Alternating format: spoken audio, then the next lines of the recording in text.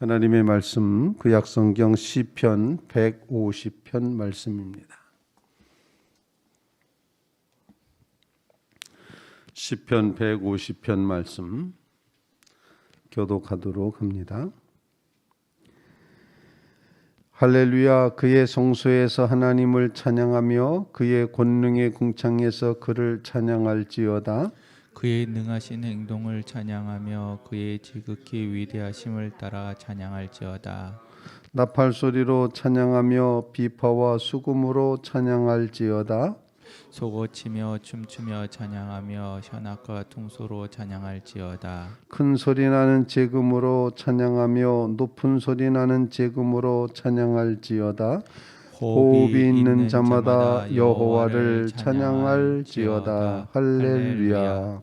아멘. 아멘. 시편 150편 말씀, 시편의 5권으로 되어 있는 시편의 제일 마지막 장이기도 하고, 할렐시라고 되어 있는 맨 마지막 세 번째 할렐시의 5개 중에서 제일 마지막, 그래서 시편의 결론이라고 표현을 하기도 합니다. 시편 1편의 말씀은 마치 시냇가에 심기어진 나무를 보는 것 같은 좀 잔잔한 그런 모습이라면, 시편 150편 말씀은 뭔가 굉장히 요란하고 이렇게 폭포와 같이 웅장한, 아주 다급하게 요청은 한마디로 찬양하라는 것입니다. 찬양하라. 계속해서 찬양하라, 찬양하라, 찬양하며 찬양할지어다, 찬양하며 찬양할지어다, 찬양하며 찬양할지어다. 계속 찬양할 것을 요청하는 이런 말씀으로 기록이 되고 있습니다. 오늘 본문 말씀을 통해서 함께 이 결론이, 시편의 결론이 가져다 주는 것처럼 우리의 삶에 주님을 향한 찬양이 끊이지 않게 해주십시오. 계속 이어지게 해주십시오. 이런 간구를 주님 앞에 올리는 그런 귀한 새벽이 되시기를 간절히 바랍니다. 호흡이 있는 자마다 여호와를 찬양할지어다. 할렐루야. 이렇게 표현이 되고 있습니다. 본문 말씀을 통해서 우리가 먼저 기도해야지 될 그런 기도는 바로 하나님을 높여 찬양하는 자리에 서게 해 주시옵소서.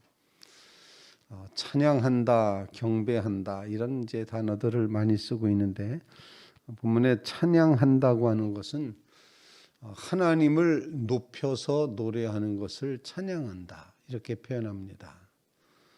그 다음에 나를 낮추어서 하나님을 높이는 것을 경배한다, 이렇게 표현합니다. 그래서 경배한다 했을 때는 경배라는 단어 자체가 무릎을 꿇다, 이런 의미입니다. 나를 낮추면 상대방이 어떻게 됩니까? 높아지는 거죠. 그래서 우리는 주님 앞에 하나님을 경배한다고 했을 때는 하나님 앞에 나를 바짝 낮추어서 나는 정말로 아무것도 아닙니다 라고 그런 고백을 하면서 하나님을 높여드리는 경배의 삶을 살아야 되는 것입니다. 그리고 찬양한다고 하는 것은 하나님을 높이는, 하나님이 최고라는 사실을, 이번에는 나는 그냥 서 있고 나는 내 자리에 있고 하나님은 더 높으시다 라고 이렇게 고백하며 주님을 이제 향하여 노래하는 것, 그것을 찬양한다, 이렇게 표현을 합니다. 노래하는 것, 근데 노래가 중요하지 않고 그 대상이 중요합니다. 하나님을 찬양해야지 된다 하는 것입니다. 우리의 마음속에 이처럼 할렐루야라고 하는 것, 할렐루야 신앙, 하나님을 찬양하는 자리에 서기옵소서, 하나님을 높이며 노래하게 하여 주시옵소서, 이런 간구를 주님 앞에 올릴 수 있기를 간절히 바랍니다. 우리의 태도입니다.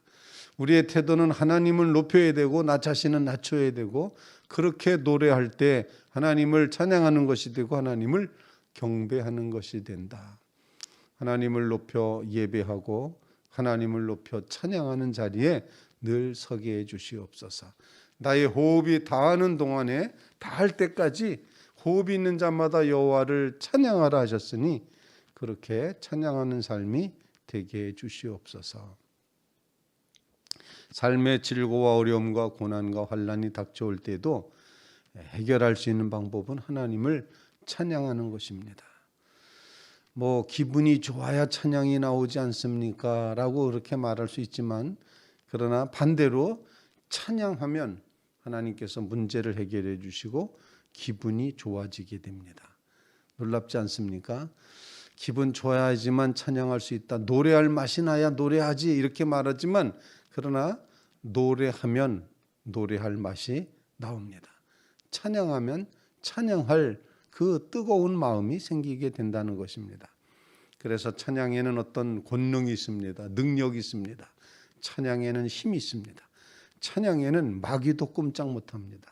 사탄도 물러가는 것이 찬양의 능력입니다. 그러므로 우리의 삶에 하나님을 높여 찬양하는 이 찬양의 신앙이 가득 채워지게 해주시옵소서. 여러분의 삶이 이처럼 찬양으로 가득 채워지시기를 주님의 이름으로 부탁을 드립니다. 두 번째로 단 오늘 본문 말씀 가운데서는 이제 하나님을 향하여 이제 찬양해야지 됩니다. 하나님을 어떻게 표현하는 거니? 하나님의 모습을 두 가지 표현할 수가 있는데, 하나는 하나님의 권능이라고 표현을 하고 하나님의 능하신 행동 이렇게 표현합니다. 1절에는 할렐루야 그의 성소에서 하나님을 찬양하며 그의 권능에 궁창해서 그를 찬양할지어다 라고 말하고 있습니다. 그의 능하신 행동을 찬양하며 그의 지극히 위대하심을 따라 찬양할지어다. 하나님을 찬양하는데 하나님의 능하신 행동을 찬양한다.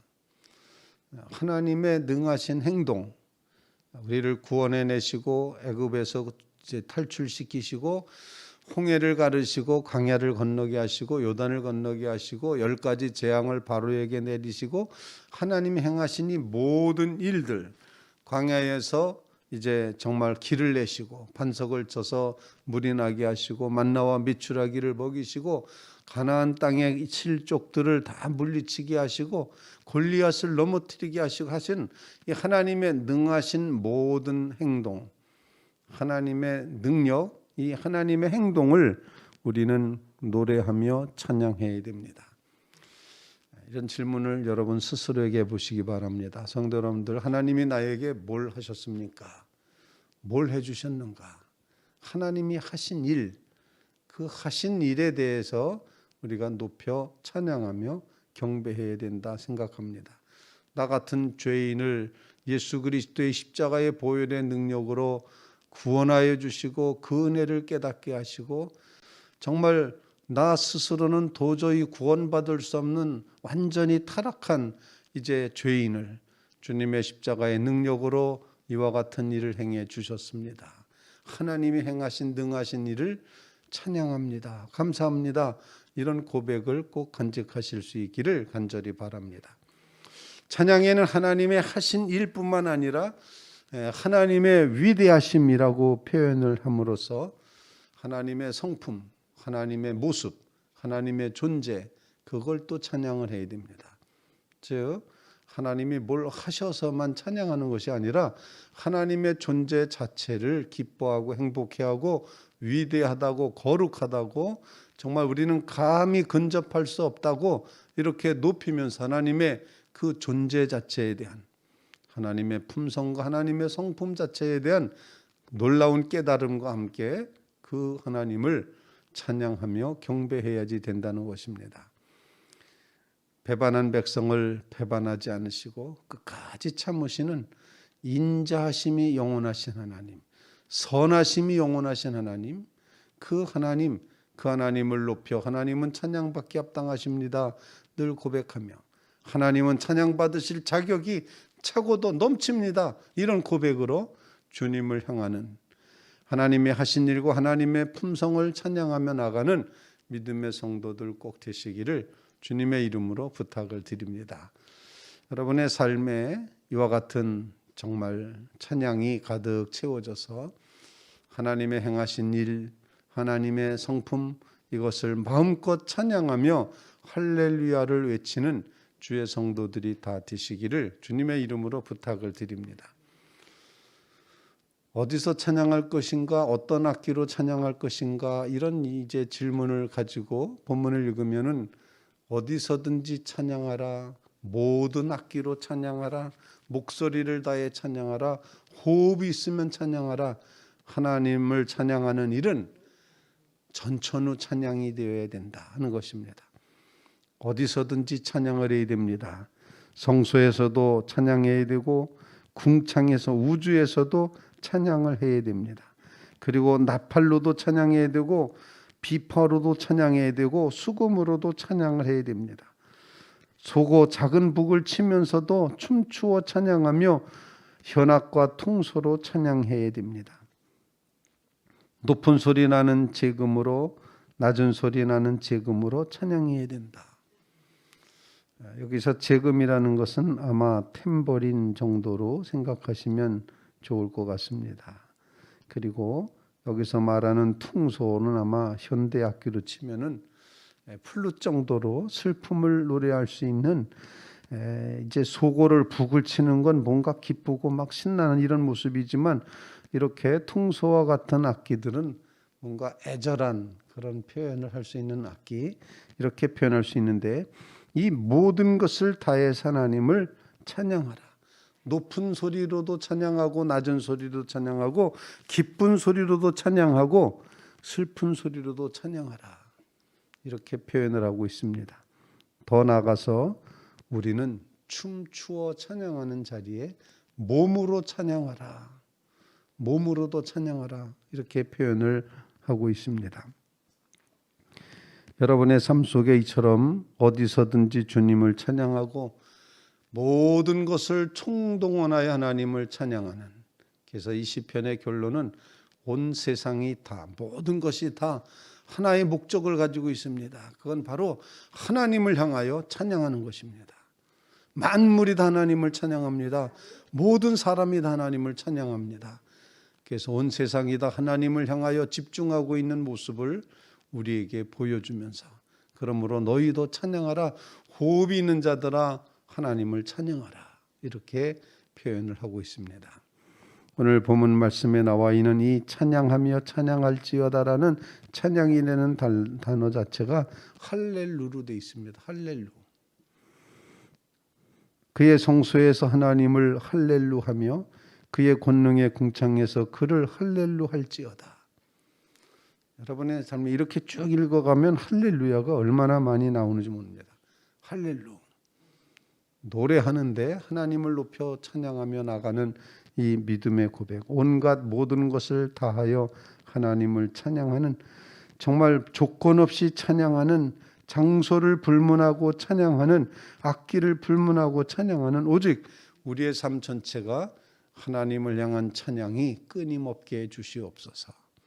그래서 하나님은 우리에게 엄청난 명령을 하셨고 과제를 주셨습니다. 우리의 과제는 찬양하는 것입니다. 여러분 모두 여러분의 삶이, 여러분의 생각이, 여러분의 발걸음이, 여러분의 움직임이 하나님을 찬양하는 자리에 끊임없이 서시게 되기를 주님의 이름으로 축원을 드립니다. 시냇가에 흐르는 물과 같은 시편 1편에서부터 쭉 진행되어져 온 시편 150편 마지막 폭포와 같은 하나님을 온 세상이 다 찬양하는 이런 요청으로 끝나고 있습니다. 그래서 시편은 끝났지만 우리의 찬양은 끝나지 않았습니다. 여러분의 삶이, 이제 앞으로의 삶이 주님을 높여 찬양하는 자리에 끊임없이 서시게 되기를 주님의 이름으로 축원을 드립니다. 우리 같이